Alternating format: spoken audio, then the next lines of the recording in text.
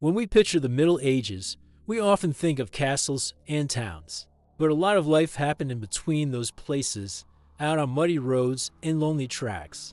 Merchants, messengers, pilgrims, soldiers, all of them had to move. Even when the air stung their faces and frost turned the ground hard under their boots. They didn't have cars, heated seats, or weather forecasts. If they misjudged a winter day, they faced a freezing night on the road with whatever they carried and whatever they knew. What kept them alive wasn't luck. It was a whole toolbox of habits, tricks, and quiet decisions that added up to survival.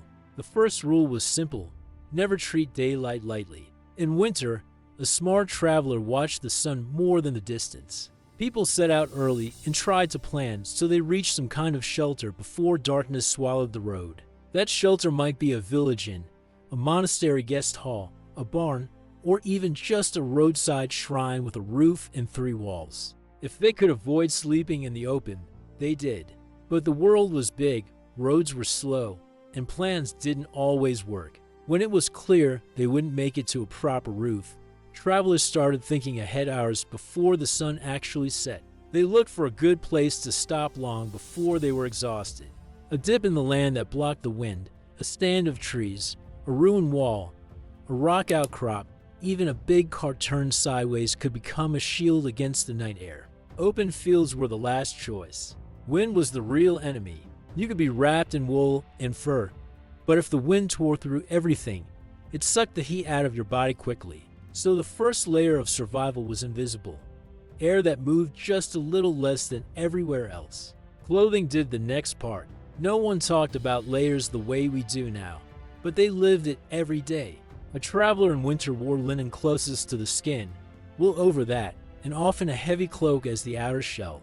Cloaks were long for a reason. By day, they kept out sleet and wind. By night, they became blankets. Wool wasn't chosen by accident. It stayed warm even when damp, and it trapped air in its fibers. Some people added fur trims to collars and hoods. Others lined their cloaks with sheepskin or rabbit fur if they could afford it. Poorer folk patched and ray-patched old garments rather than go with less. Cold was not just uncomfortable, it was dangerous. Boots and shoes mattered more than most people think. Feet that were wet and numb could end a journey as surely as a broken cartwheel. Travelers stuffed straw or wool scraps into their footwear for extra insulation. They tied strips of cloth around their lower legs to seal out drafts and snow. In deep cold, some wrapped spare cloth around their shoes themselves to keep mud and frost from soaking through too quickly. None of it was pretty. It just had to work. Once a stopping place was chosen, the ground came next. The earth carries cold like a slow poison. Lie straight on it, and your body heat flows into it all night. Medieval travelers understood this painfully well, so they gathered whatever they could find to build a layer between themselves and the soil. Branches, leaves, bracken, straw from a nearby field if they dared to borrow some. Even a thin layer made a difference. A thick layer could feel almost comfortable after a day on the road. Fire was the heart of the night, but lighting a blaze wasn't as simple as striking a single match. Most travelers didn't wait until camp to think about it. They carried tinder and kindling materials on them, sometimes tucked into dry corners of a pack, sometimes in a little pouch near the body where it stayed warm and less likely to get damp. Some carried small lumps of charcoal that could catch easily. Flint and steel were common tools. People practiced lighting fires in all kinds of conditions, because a clumsy hand or a gust of wind at the wrong time could turn a cold night into a deadly one. They chose fuel with care. Green wood smoked and fought the flame. Dry branches caught and burned hotter. If they were near a settlement, they were careful about taking from hedges or stacked firewood. Wood wasn't free to the people who lived there. In open country, they took what they could find. The fire didn't need to be huge. It just had to last. A small, steady flame was safer, used less fuel, and still warmed hands, thawed feet, and heated food or drink. Cooking, even in a crude way, was another step toward survival. A piece of old bread softened in warm broth, a bit of salted meat heated over coals, a weak ale warmed in a pot. All of these helped raise body temperature from the inside. Eating something hot before lying down meant your body started the night with a burst of energy. Medieval travelers knew that going to sleep hungry in winter was asking for trouble. Your body burned what fuel it had just to stay alive. Without enough food, even thick blankets felt thin. They also knew the dangers of drinking too much strong alcohol. A mouthful or two of wine, mead, or spirits could bring a feeling of warmth. But too much dulled the senses, made people careless around fire, and sometimes led them to ignore the early signs of freezing. For most travelers, weak ale or water wine warmed gently and gave calories without knocking them senseless. They didn't talk about dehydration or hypothermia, but they saw what happened when someone drank too much and then lay down in the cold. They tried not to repeat that. When more than one person traveled together, the night was easier to bear. Groups could share tasks. One gathered wood, one kept the fire going, one arranged bedding, one watched the animals. They could also share warmth. It may not sound noble, but sleeping close together, even shoulder to shoulder under the same cloak, kept people alive. A row of bodies, wrapped in wool and pressed together, held heat better than scattered individuals. Travelers of all kinds, from poor pilgrims to soldiers marching between towns, understood that pride had no place in a freezing camp. Animals played a part in survival, too. Horses, mules, and pack animals gave off heat. Sometimes travelers slept near them or arranged to put their bedding on the sheltered side of a tethered horse, using that broad body as a windbreak. In some cases, especially with smaller animals like dogs or goats, people let them share the sleeping space under a cloak or blanket. It wasn't about affection, though they may have felt that too. It was about warmth and shared life in the dark.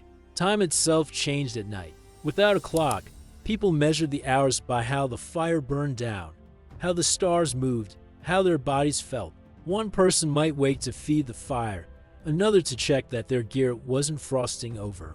If snow began to fall heavily, someone had to brush it off cloaks and bedding before it melted and soaked through. Sleep came in pieces, not in one long stretch. But those broken rests were better than never closing your eyes at all. The fear wasn't just of cold. Night on the road meant thieves, wild animals, and the chance of getting lost if they moved in the dark. So travelers kept their camp small and tight. They didn't want to draw too much attention with a massive fire that could be seen from far off. They kept their gear close, boots near their heads, weapons within arm's reach, packs wrapped and used as pillows. That way, if something went wrong, they could move quickly without leaving everything behind. Even the way they thought helped. Medieval people were used to discomfort in a way we rarely are. A hard bed, a draft, a cold nose, stiff fingers, these were normal to them. That didn't make winter easy, but it meant their expectations were different. Survival was not about feeling good. It was about seeing the morning. By the time dawn came, if it came without disaster, the work wasn't over. Travelers didn't just spring up and start walking. They woke slowly, checked their bodies, flexed toes and fingers, shook out stiff arms and legs. They looked at each other's faces for signs of trouble, pale lips, confused speech, shaking that wouldn't stop. They warmed themselves again at the fire if there was still one burning, or started a fresh one if there was time and fuel. The bedding of branches, straw, or leaves was pulled apart and scattered so no one else would come along and mistake an old camp for a safe one without checking it. If snow had come in the night, they kicked it away from the sleeping spot to see what lay underneath before leaving, in case something important had fallen or frozen there. They ate before they moved. Even a small meal of bread, cheese, or leftover stew helped. Starting a bitterly cold morning on an empty stomach was dangerous. The body needed something to burn for warmth once walking began. Many travelers carried pouches with dry meat or hard biscuits exactly for that reason. Heavy food sat in the belly but kept the fire burning inside. They checked their clothing carefully. Frozen mud on boots, ice stiffing a cloak, a patch of damp wool near the chest. These were small things that could grow into big problems if ignored. A wet patch under a strap could sit against the skin all day, pulling heat out slowly. So they adjusted what they could, shook off ice, tightened belts and ties, and made sure nothing chafed too badly. Pain and cold together wore people down fast. Then there were the decisions about the day's route. After a freezing night, A smart traveler might choose a slightly longer path that passed near villages, farms, or churches rather than the shortest way through open country. A place to warm up at midday, even for a short time, could be the difference between reaching the next town and collapsing by the roadside. Inns and taverns were not just for drinking. They were heaters, rest stops, and sometimes rescue points. Common roads developed their own habits. People learned which abbeys welcomed pilgrims, which farmhouses sometimes let travelers sleep in the barn, which bridges had niches or recesses where you could lean out of the wind for a while. Word passed slowly, but it did pass, stories told by one traveler to another at inn and fire, warnings given along with directions, tips shared over a mug of ale. Survival knowledge moved mouth to mouth, not book to book. Travelers also watched the sky. Even without science, they could read certain signs. A ring around the moon, certain cloud shapes. A sudden bite in the wind when it had been mild earlier, these things told them whether another harsh night might be coming. If they sensed real danger, some turned back, delayed their trip, or sought shelter earlier than planned. Not every journey was worth dying for. Those who had no choice, messengers on duty, soldiers under orders, traders who would starve if they didn't deliver the goods, relied even more on the smallest tricks. Some carried heated stones wrapped in cloth and tucked them close to the body before setting out, to keep their core warm for the first part of the day. Some smeared fat or oil on exposed skin to cut the sting of the wind. Some stuffed extra rags into their collars and sleeves to block every gap. They also used their own movement as a tool, walking, leading animals, shifting packs from one shoulder to the other, swinging arms, stamping feet at rest stops. All of this kept blood flowing. They tried not to sit completely still for long in the open air if they could help it. A short rest was useful. A long one in freezing wind could be deadly. In groups, the stronger helped the weaker. If someone began to lag behind, others might take part of their load. They shared clothing if they had a spare cloak or scarf. They watched each other's faces for strange quietness or clumsy movements, signs that the cold was sinking to deep. They knew that once a person stopped feeling how cold they were, things were already serious. Religion colored how they understood the risk, but it didn't replace practical steps. Many travelers prayed before setting out, asking for protection on the road. But then they still checked their gear, planned their route, and looked for shelter before dark. A small wooden cross hanging from the neck didn't light a fire or block the wind by itself. It might give courage and calm, and that helped, but the body still needed heat. Night after night, winter after winter, these choices repeated. None of them looked grand from the outside. Gathering twigs, spreading straw, sharing a cloak, warming ale, sleeping close to a horse, waking in turns to feed a fire. But added together, they meant that countless people reached their destinations instead of freezing along the way. The roads of the Middle Ages were lined not just with milestones and ruts, but with the memory of all those small, unseen acts of survival. A traveler who knew how to use what little they had: cloth, fire, food, company. And the land itself stood a real chance of waking up to another cold morning, packing their things, and walking on. Sometimes the best way to survive a freezing night on the road was to avoid it altogether. Medieval travelers did everything they could to sleep under real roofs when possible. The network of places that offered shelter was messy and uneven, but it existed. Monasteries kept guest rooms for pilgrims and poor travelers. They didn't always offer comfort, but they offered walls, a roof, and sometimes a shared fire. Roads leading to holy sites had more of these safe points. Pilgrims could count the distance between shrines almost like mile markers of warmth. Inns and taverns sprang up along busy routes, especially near towns, river crossings, and markets. They weren't cozy fantasy taverns with roaring fires and soft beds. Many were smoky, cramped, and loud. But to someone who had spent a day walking in sleet, even a hard bench near a hearth could feel like luxury. Travelers slept sitting up against walls, lying shoulder to shoulder on straw in lofts, or curled in corners with their cloaks pulled over their heads. Privacy was rare. Heat was not. These inns had their own rules. A guest might pay less to sleep in the stable with the animals instead of in the common room. In deep winter, that wasn't always a bad deal. a stable packed with cows and horses, full of the smell of hay and animals, was warmer than many open rooms. People who couldn't afford much would gladly accept a corner of floor near a cow, rather than face an open field with the wind howling. Small farmhouses on lonely roads sometimes took travelers in as well. It wasn't always kindness alone. A guest could help chop wood, mend a fence, or share news in exchange for a warm space by the fire. Hospitality like this was risky on both sides. Strangers could be trouble. But the weather forced people to weigh that risk against the harsh reality of the season. A farmer might open his door on a bitter night, not because he trusted the person outside, but because he knew too well what it meant to be left out there. Bridges and river crossings were another point where winter danger showed itself. A traveler who reached a river at dusk and found the ferry closed faced a hard choice. Crossing icy water and failing. Light could mean disaster. Staying on the open bank could also be deadly. People learned to arrive early at these bottlenecks in cold months. Better to wait for hours in the weak daylight than arrive late and stare across the dark, freezing current with nowhere to go. When they had no choice and had to camp near such places, they used the landscape as best they could. A steep bank might block wind from one direction. A clump of bushes could offer just enough shelter for a small fire to hold its heat. Even simple tricks mattered. Turning a cart so that its side faced the wind, then sleeping in the lee of it, turned a piece of equipment into a rough wall that made the night more bearable. The mental side of survival mattered as much as the physical. A traveler who gave into panic or despair in the cold was in more danger than one who stayed calm enough to work through each step. Medieval people weren't made of stone, but many of them grew up in conditions we'd find almost impossible.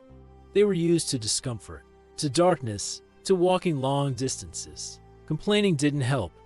What helped was doing the next small thing, tightening a strap, checking a boot, feeding a fire, sharing a blanket, saying a prayer. Stories helped, too.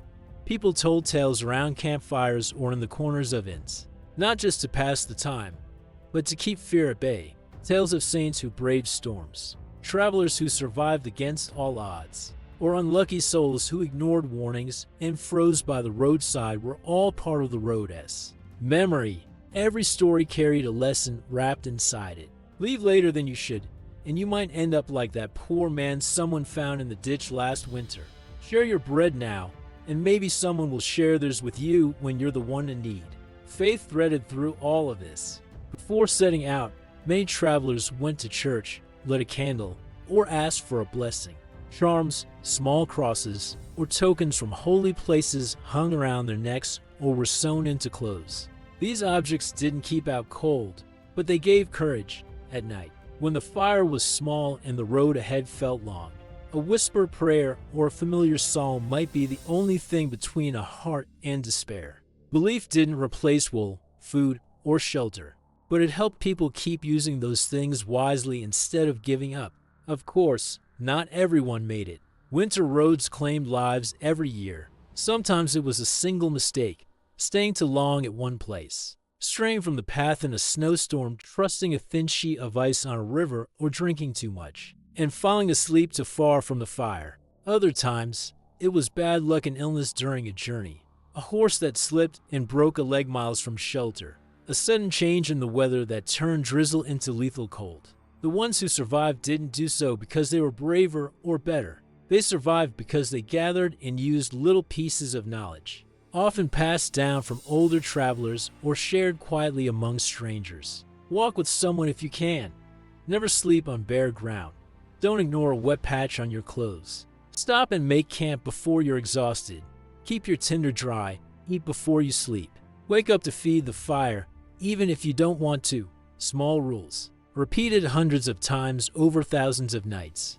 If you could have watched a trail on a winter evening back then, you might have seen a slow file of figures bent against the wind, cloaks drawn tight, breath ghosting in the air. You might have seen a group turning off the road toward a stand of trees or the faint glow of a fire, just off the path where someone had found a dip in the land and made a temporary home out of almost nothing.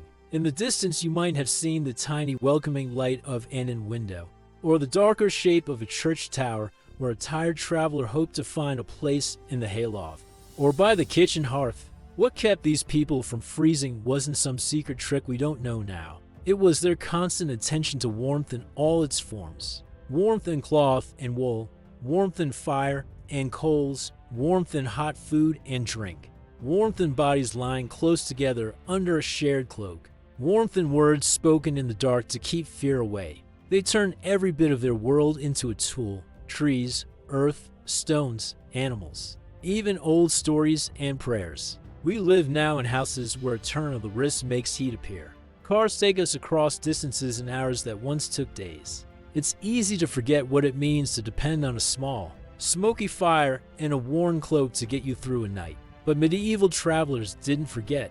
They couldn't. The road in winter taught them its lessons. Again and again.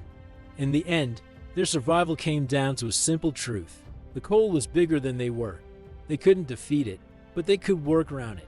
They could break the long, deadly night into many small victories. A sheltered hollow chosen before dusk. A layer of straw on frozen ground, a spark coaxed into flame, a pot warmed over coals, a cloak pulled tight around his shoulders instead of one. Step by step, ember by ember, they carried their fragile islands of heat down frozen pots, from one day to the next, until at last the snow melted and the road softened under their feet again.